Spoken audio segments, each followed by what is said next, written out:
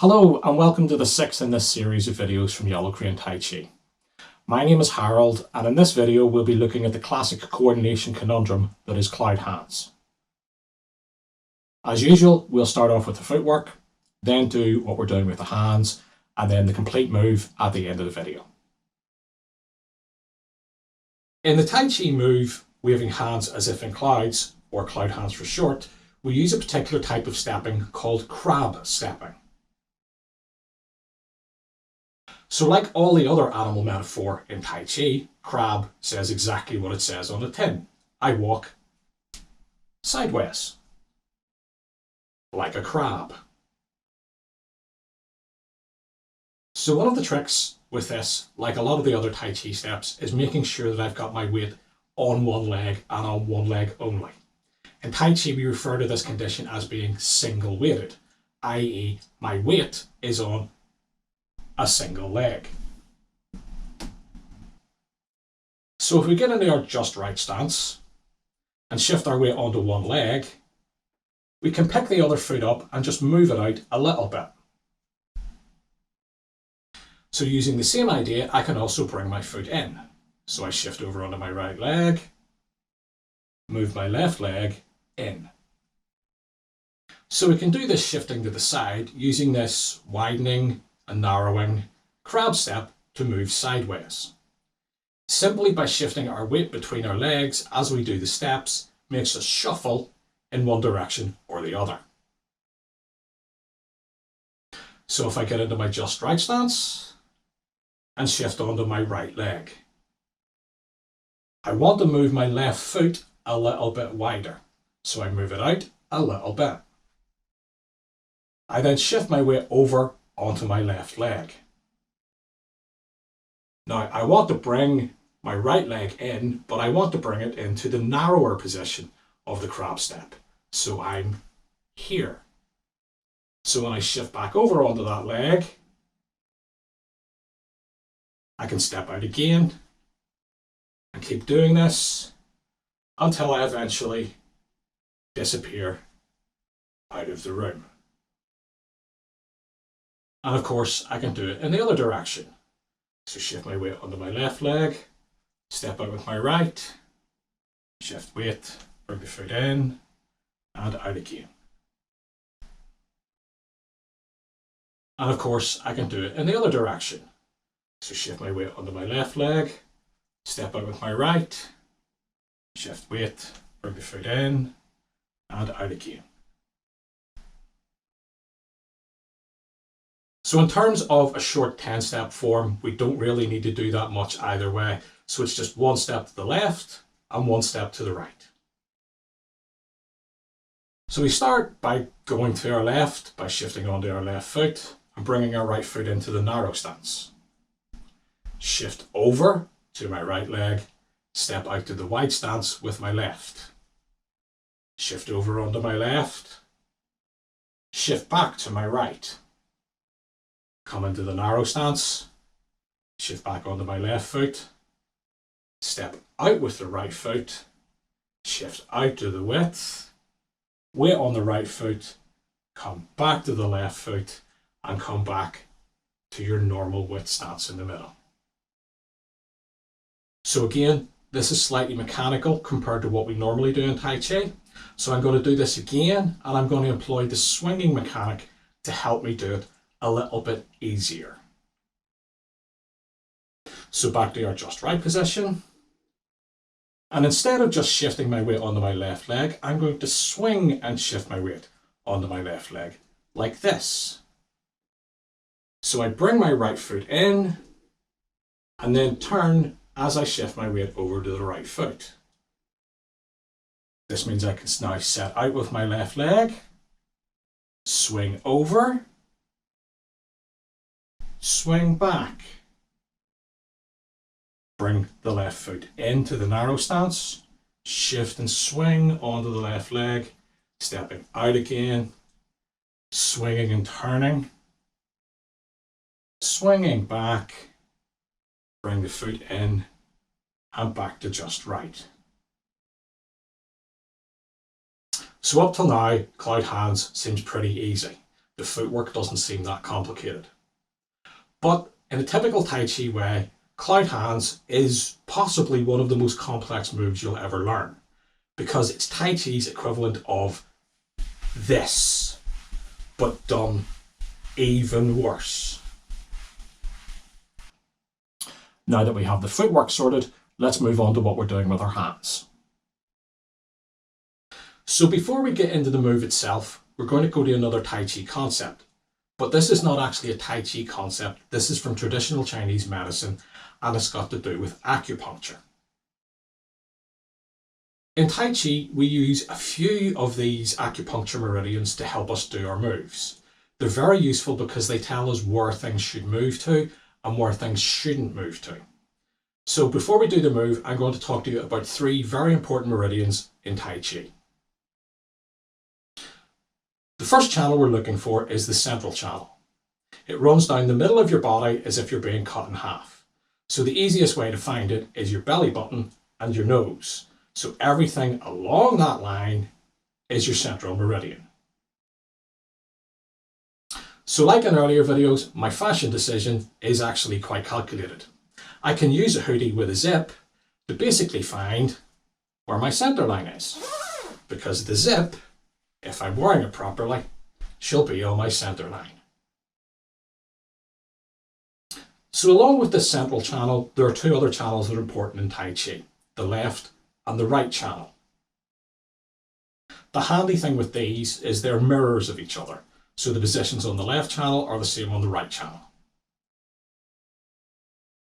Each channel starts up in the clavicle, comes down over the chest, along the seam of the stomach and down to the hip.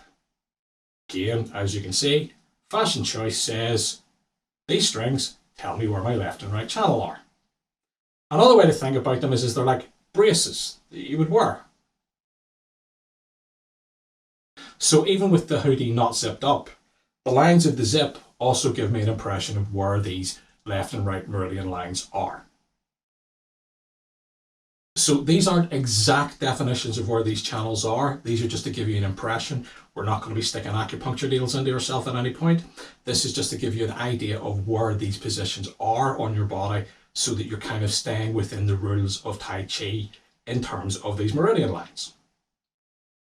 So apart from the center line basically telling you where you're pointing, what are the left and right channels used for in Tai Chi? Well, basically they describe the point that your other hand can't go past. So I can't take my left hand and put it past my right meridian. I can't take my right hand and put it past my left meridian. It also means if I'm doing a move in front of me, my hand will be roughly in line with that line on my body. So for example, Repulse Monkey, my hand is in front of my meridian. So we're going to use these imaginary lines traveling forward, much like the imaginary lines we have on our feet, to tell us where our hands are going when we're doing the move. So let's do the hand movements for cloud hands. So the first thing we do is we take our left hand and put it in our pocket. Then we take our right hand and it's like holding a mouse for a computer. So from here, I'm going to take my hand holding the mouse and slide the mouse across the desk and stop when my hand comes to the opposite meridian, like this. So now if I follow along the meridian line on the left hand side of my body, I can give myself a big thumbs up.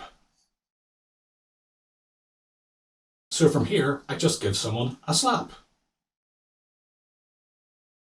So following the meridian line down, I hit an emergency stop button.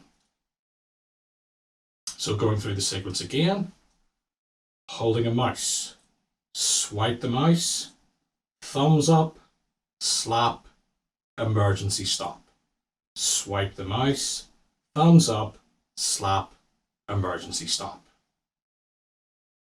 So on the other side, hand in pocket, hold a mouse, swipe, thumbs up, slap, emergency stop. Swipe, thumbs up, slap, emergency stop. So if you do it with just one hand, it's not that difficult. But in typical Tai Chi form, you have to do both hands and they're out of phase with each other. So let's try doing both hands together at the same time. So start off with your right hand holding the mouse, swipe it across and do the thumbs up. Now you're going to take your left hand and it's going to hold the mouse. So what I'm going to do is I'm going to move the mouse as I slap. So from here, my left hand wants to go thumbs up and my right hand wants to go stop. But they're in line with each other and they'll hit each other as they come up, like this.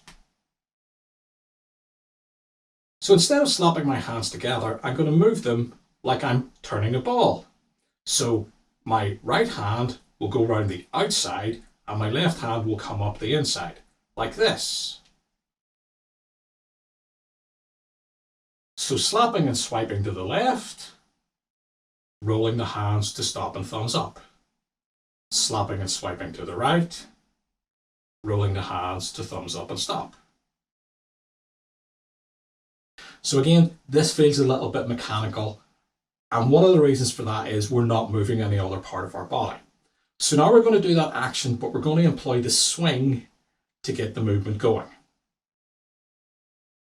So into your just right stance, right hand holds the mouse. Turn to the left to move your hand. Thumbs up, left hand comes underneath. So I'm going to turn to the right to do the slap and the swipe. This means I'm not doing as much in my arms and it's all coming from my waist. So from here, I can do the little choo-choo train thing like this and turn to the other side and do the choo-choo train like this. So the last thing to improve the movement is we need to make our hand movement more circular, more round, more like a ball, like everything else in Tai Chi. Up to now, our hands have been traveling around in a very square, very hard corner kind of way. So instead of going to the corners of the box, we're going to try and draw a circle in the middle of it so that it feels more round. So instead of going corner, corner, corner, corner, I want to think about the edges of the box and try and draw a circle inside it so that it feels more like this.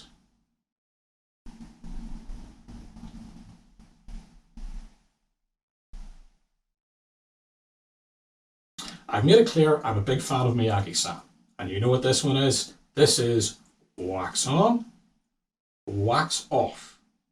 But it's how Tai Chi does it, not karate. So in Tai Chi, we just change our hand position when we're waxing on and waxing off, so that our hand is facing away from us at the top of the circle. So my hand comes up and around and up and around. Instead of waxing the bonnet of a car, I'm back to stroking a dog. So in cloud hands, we want to have our hands facing away from us at the top of the circle, unlike Miyagi-san who has his palms out. So we go like this and polish a table, whereas Miyagi does this. That being said, there are some styles of Tai Chi who actually do it just like Miyagi-san does. So to finish off, let's get the footwork and the hand positioning together in the complete move. Now we come to the fun part of trying to get those hand movements and the leg movements doing things together. If you need to go back and watch the hand movements again and again and again and again, I fully understand that. This move took me a long time to get right. In cloud hands, what we want to do is coordinate one phase of the cloud hand movement with shifting our weight and one phase of cloud hand movement with actual stepping. So I shift my weight doing this part of the movement and step during this phase of the movement. Getting into our just right position, we hold the mouse with our right hand. Shift our weight onto our left leg, turning in, and we're going to let our left hand come in underneath as our right hand comes up and we bring the right foot in. like this. So from here, I just shift my weight back onto my right leg and turn in. I'm going to change my hands over and step out with my left foot. So from here, I'm going to shift over, change my hands without a step, and change back, and use this last change to bring my left foot in. From here, I'm going to step out wide and come back again. So I change my hands and step out, shift my weight over onto my right leg, change my hands without stepping, come back over onto my left leg, and bring the right leg in as I change my hands. So in the 10 step, we do one of everything on each side. So one step to the left, one step to the right. So showing the sequence like in the form, over onto the left leg, bring the foot in, shift onto the right leg, step out with the left, shift the weight out to the left. Don't step when you're changing your hands, come back over to the right foot. Bring the left leg in, change legs, step out as you change your hands, shift onto your right foot, changing without stepping, and then back into the middle. One thing to point out at this stage is whilst cloud hands is a movement in the 10-step form, cloud hands is also found in a lot of other Qigong sets done in a standing position. So even if you just learned cloud hands standing still, you're still learning something very, very useful. This gives us a really good jumping off point to actually start practicing cloud hands for the Tai Chi form. So if I start off with a simple Qigong pattern, sitting in the middle, I have my basic pattern of cloud hands. I can practice this for a short time or a long time. But to build it up into the Tai Chi version, the next thing that we do is start shifting our weight from one leg to the other, like this.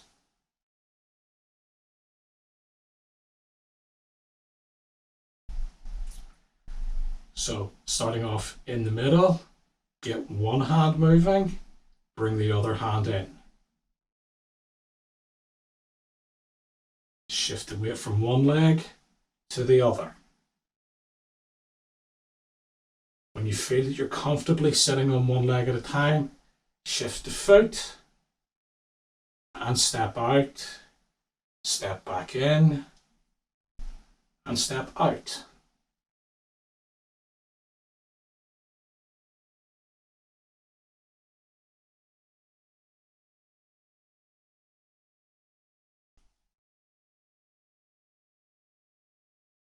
So as we can see, cloud hands is a very versatile move. We can either practice it in the middle, shifting our weight, or by stepping from side to side. So to finish off, I'm going to do 5 either side so you can follow along. Into your just right position. Hold the mouse with the right hand. Shift over onto your left leg. Change your hand, step your right foot. Shift onto the right leg. Change your hand, step out with the left. Shift out to your left leg, change hands but don't step. Shift back to your right foot, change hands, step in with your left leg. Shift over onto the left leg, step out with the right leg. Shift over onto the right leg, don't step as you change hands, come back over to your left leg and bring the right leg in. So shifting weight, step, no step, shift weight, step, shift weight, step, shift weight, shift weight, step.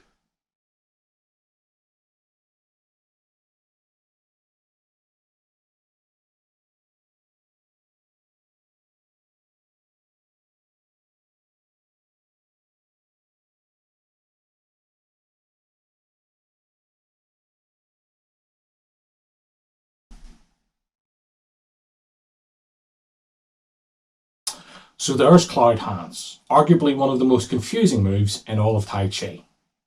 In the next video, we're going to look at a few techniques that we can do with our legs. If you'd enjoyed this video, please hit like, and if you find the information useful, please consider subscribing so you can see more of our videos. I've been Harold from Yellow Crane Tai Chi, and thank you for watching.